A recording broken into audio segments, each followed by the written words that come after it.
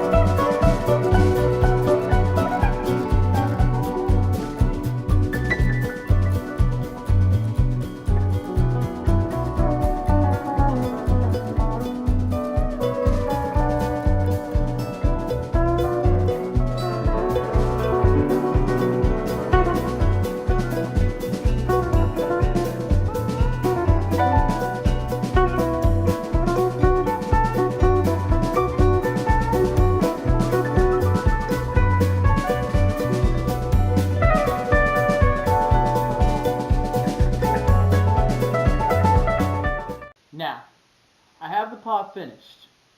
I used several several layers of shellac to make sure everything was nice and sealed up in case any moisture could get to the wood. And here, what we're going to be planting today, as part via of the miniature bonsai, is a little jade plant.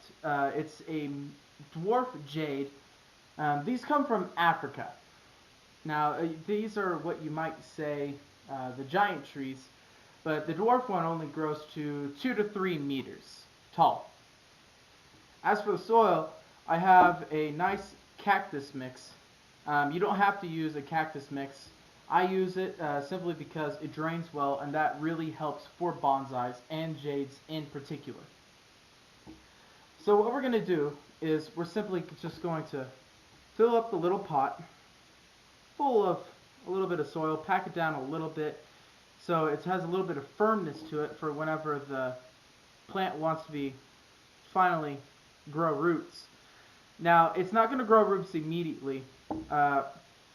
Jades are a succulent as well, and just like succulents and cacti, these will grow roots from cuttings. So now that we have this ready, we're going to poke a hole into it. I'm using this tool here. We have created a nice little hole here, and with that we're just going to pack this little jade into there. Now, the key to growing jades from cuttings is to, I'm struggling a little bit with the jade plant here. The key is to actually